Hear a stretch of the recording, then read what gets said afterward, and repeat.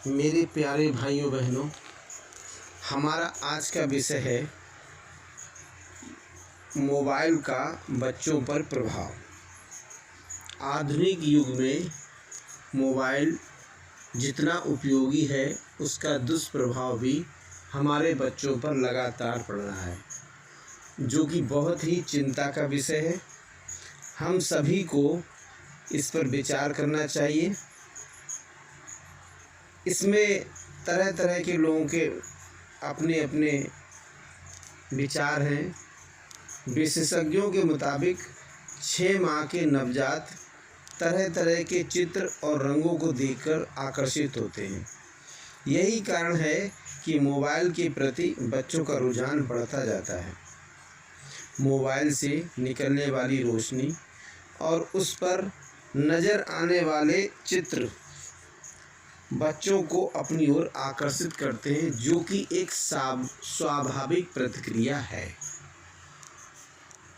अब हम सबको इस बात पर चिंतन करने की आवश्यकता है कि हम अपने छोटे बच्चों को शुरू में स्वयं ही मोबाइल की लत या मोबाइल दिखाने के लिए कहते हैं। वो धीरे धीरे ये आदत उनको अपनी ओर आकर्षित करती है और एक समय के बाद वे स्वयं मोबाइल देखना पसंद करने लगते हैं।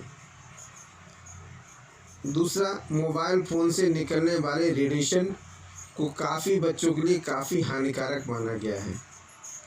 इसके कारण उनमें कई तरह की समस्याएं होने का खतरा रहता है। वैसे तो तंत्रिका विकार में कई गंभीर समस्याएं शामिल हैं, लेकिन साधारण तौर पर इसके कारण चलने, बोलने, सांस लेने, निगलने और सीखने की क्षमता में कमी होती जा रही है। भाइयों बहनों, हमें अपने तमाम विकास के रास्तों को ध्यान में रखते हुए भी इस बात पर भी विशेष ध्यान रखना चाहिए कि हमारे नौनिहाल बच्चे, जो कल हमारे परिवार, हमारे देश का भविष्य है, उनके साथ अनजाने में ही कुछ ऐसा ना हो जो उनके विकास को अवरुद्ध करे, उन्हें तरह तरह की समस्याओं से घेर ले। उन्हीं में से एक बहुत बड़ी समस्या आएगी, वो है अनिद्रा की समस्या। बच्चे मोबाइल में गेम खेलते हैं, नई नई चीज़ें देखते हैं। आजकल तो कार्टून और अन्य कार्यक्रम भी उन्हें मोबाइल पर भी मिल जाते हैं। इसमें अधिक रुचि होने के कारण वो देर रात तक जागते हैं। इस कारण स्कूल के समय में अक्सर सोने की शिकायत भी आपको मिल सकती है। वही इस आदत की निरंतर अनिद्रा की समस्या को जन्म दे सकती है। तो हमें इस विषय पर विशेष चिंतन की आवश्यकता है कि मेरे बच्चे मोबाइल का प्रयोग देर रात तक ना करें, अथवा वो जिन चीज़ों में आकर्षित होते हैं उन चीज़ों से उनको दूर रखा जाए।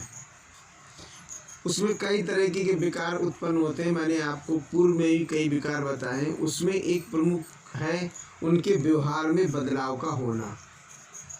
पहले के बच्चों में आयु के अनुसार आज के बच्चों में उसी आयु के आधार पर काफ़ी अंतर महसूस किया गया है। बच्चों के द्वारा मोबाइल फ़ोन पर लगातार प्रयोग उनके व्यवहार में बदलाव का भी कारण बन सकता है। विशेषज्ञों के मुताबिक ऐसा माना जाता है कि मोबाइल की लत बच्चों में किसी अन्य काम में अपना ध्यान केंद्रित नहीं होने देती है। ऐसे में अगर आप उनसे एकदम से मोबाइल दूर करेंगे तो हो सकता है कि उनके मन में आपके प्रति नकारात्मक भाव उत्पन्न हो और वो उनका स्वभाव चिड़चिड़ा हो जाए। फिर मोबाइल को पाने के लिए नाराज़गी, खाना नहीं खाएंगे, साथ नहीं चलेंगे इस समय की, या रोने लगेंगे। ऐसी समस्याओं का सामना हमको करना पड़ सकता है।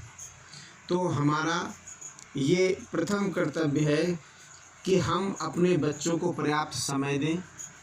उसमें ऐसी एक्टिविटी जो खेलने की है, फुटबॉल खेलने की है, कॉपी किताब में कुछ चित्र बनाने की है, वो ज़्यादा हितकर उन बच्चों के लिए रहती है। इसमें कहीं ना कहीं हम लोग भी दोषी हैं कि हम लोग अपने बच्चों को पर्याप्त समय नहीं दे पाते हैं।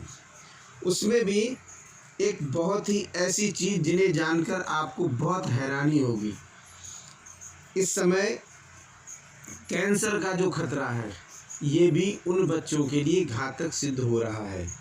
बच्चों पर मोबाइल के पड़ने वाले दुष्प्रभावों के संबंध में एक शोध में इस बात का जिक्र मिलता है कि मोबाइल से निकलने वाला रेडिएशन कैंसर का कारण बन सकता है, साथ ही ब्रेन ट्यूमर के लिए भी जिम्मेदार है। और कई हमने छोटे बच्चे देखे हैं जिनके सर में दर्द रहता है। कई मामलों में ऐसा देखा गया है कि मोबाइल का अधिक समय तक प्रयोग करने वाले बच्चों के सिर में दर्द की समस्या रहती है और कई बच्चे डिप्रेशन में आ जाते हैं। तो हम सबकी ये जिम्मेदारी है कि उन बच्चों को प्यार से समझाएं। बच्चों में मोबाइल की लत लगने से हम उनको बिंदुवार माध्यम से समझा सकते हैं, जैसे बच्चों को प्यार दुलार से चलते मोबाइल नहीं देना चाहिए, रोते बच्चों को बहलाने के लिए उन्हें मोबाइल चुप कराने के लिए नहीं देना चाहिए, खाना खाने के लिए उन्हें मोबाइल देने का लालच नहीं देना चाहिए। माता पिता का ये सोचना कि कम उम्र में मोबाइल ऑपरेट करता उनके बच्चों के लिए हितकर है, तो ये बिल्कुल भी उनकी गलत अवधारणा है। समय से पहले कोई भी चीज़ अच्छी नहीं लगती। आप उन बच्चों को मोबाइल की एक्टिविटी जो आप समझते हैं कि मेरा बच्चा बहुत होशियार है, मोबाइल चला लेता है, लेकिन कहीं ना कहीं उसको घातक सिद्ध होगा। शेष बातें अगले एपिसोड में आपसे मिलते हैं, आपको ढेर सारी जानकारी देते हैं। सुनने के लिए धन्यवाद।